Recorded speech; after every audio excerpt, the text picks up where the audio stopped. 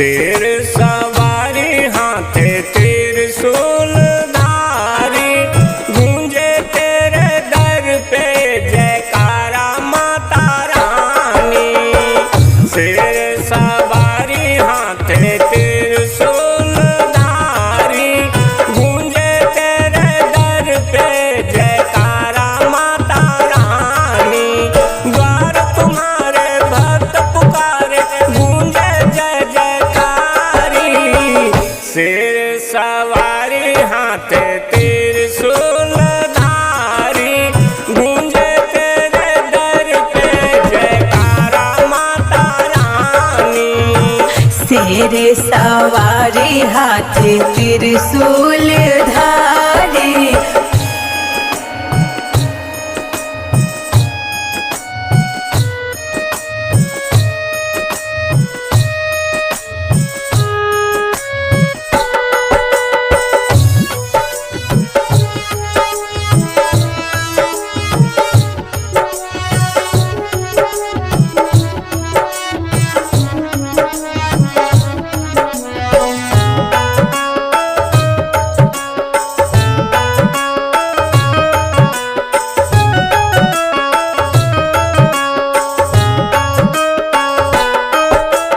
प्रेम से हम माता जी के मूर्ति को सजाएंगे।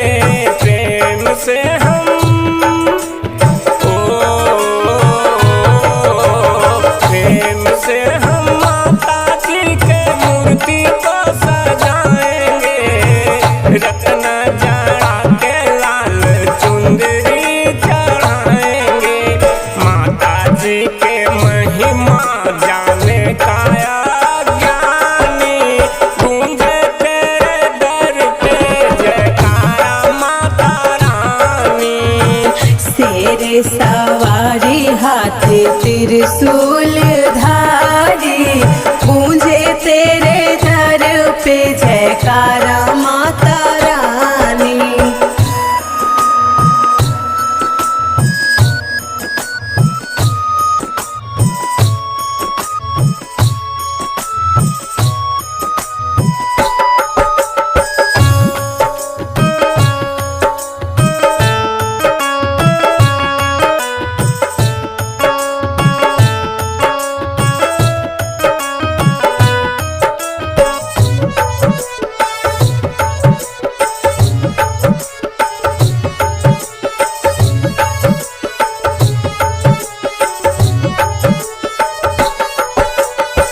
माथे पे टीका हाथ कंगना पहनाएंगे।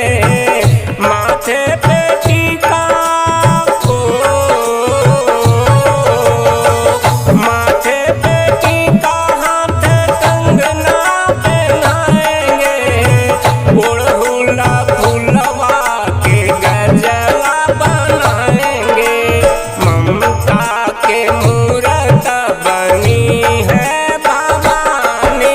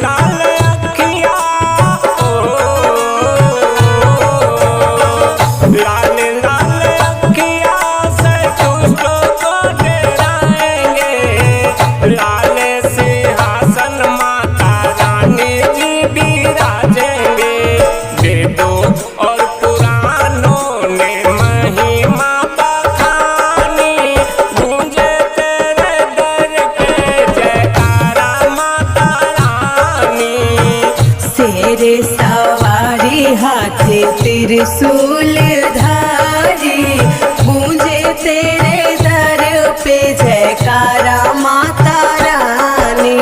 द्वार तुम्हारे भक्त पुकारे, गूंजे जय जयकारी। शेर सवारी हाथ त्रिशूल धारी, गूंजे तेरे दर पे जयकारा माता रानी। शेर सवारी हाथ त्रिशूल